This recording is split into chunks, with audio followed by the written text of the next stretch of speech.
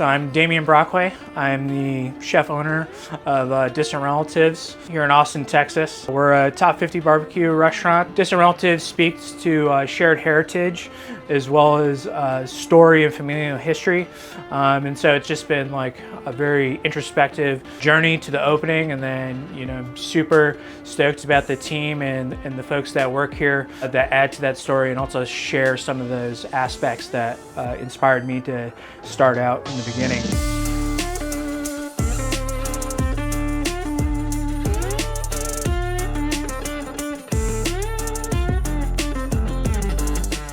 Distant Relatives is definitely a personal project that I started, you know, back in 2018 as a concept. I've spent the last 25 years working in kitchens around the country. We were able to open the trailer 2021. Yeah, so some of the things that we do differently here at Distant Relatives is our seasoning and our flavor profile is a bit different than most things that you'd find. That in itself is like an underpinning for all of the things, and highlighting ingredients that maybe aren't so often showcased in other barbecue places. Like black-eyed peas is one of those you know, ingredients. Also, you know, the peanuts smoke roasted in the pit. You know, the use of spices like grains of paradise and, you know, the bird's eye chili and things of that nature, which speaks to, you know, familial origins and so on and so forth.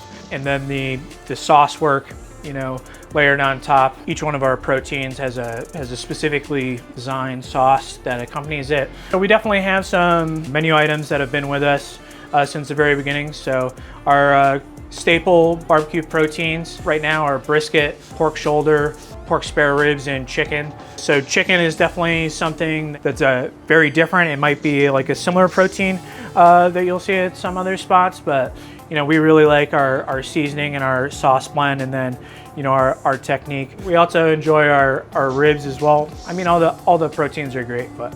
And then in terms of sides, we have two staples we heavily identify with the trailer, and I think a lot of folks do too, which is our black-eyed peas and brisket burn ends.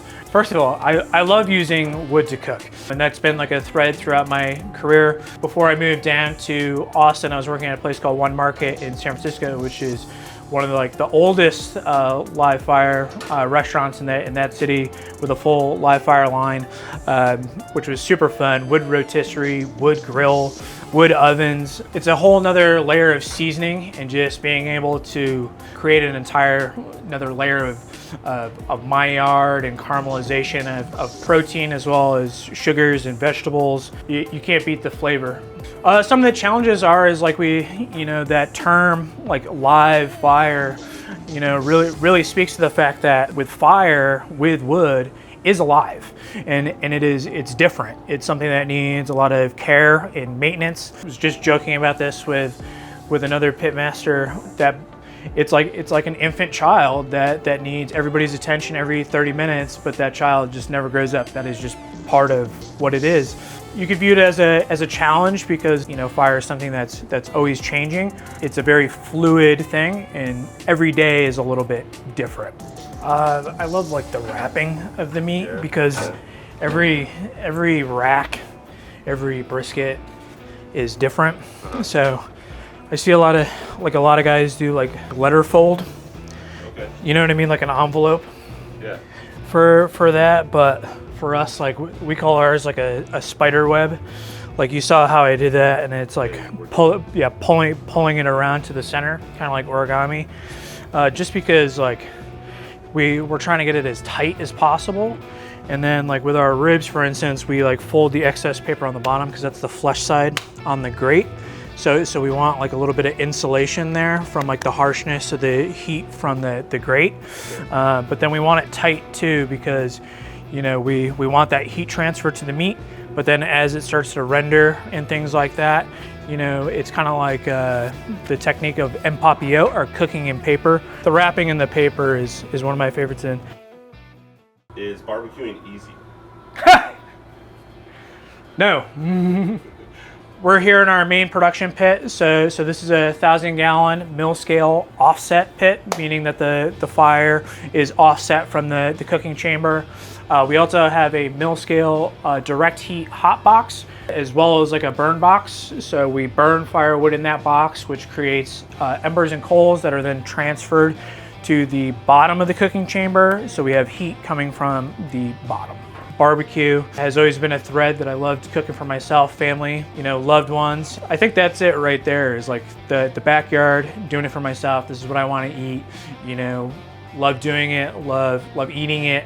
I think it's because maybe there isn't a ton of like components, or you know what I mean, there isn't a million ingredients. Like barbecue, the process is something that takes, for some of the items, it's like starts 3 days before the actual serving of that product, right? The time scale that we're talking about is huge, so fires are lighting at 4:30 a.m. and then fires are getting doffed at 10:30 at night.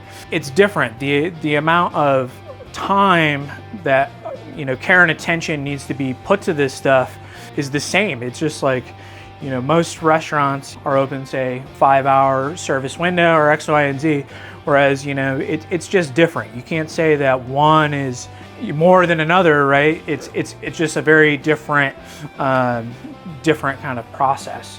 What makes great barbecue? Obviously, we're talking about really great wood. We're talking about really great products, whether that's your proteins or your vegetables or your sides.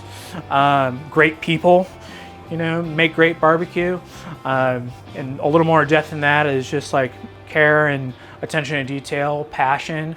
Barbecue is one of those things where, like we talked about, like the time scale of the preparation and the production is very long, and we're working outdoors in the elements. So it definitely takes a lot of care to execute really well. The quality of the wood is paramount, right? So if the wood is too green, it makes just even lighting the fire very, very difficult. It also completely changes the composition of the smoke itself. Having a really great wood supplier that's very on top of your requirements in terms of seasoning level, different asks of like, depending on what pit you're on, like what size split, what size length, because the wood is the foundation of what we do. So Chief Firewood, been working with them since even my previous job.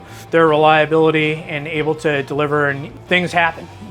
Some you need to have somebody that can be there for you, and those guys are really responsive. There are situations where it's like, oh man, can you help me out? I need some wood. Being able to have that and rely on these guys and have a consistent product, and being able to talk to somebody about, say, the specific needs and have it be responsive is great.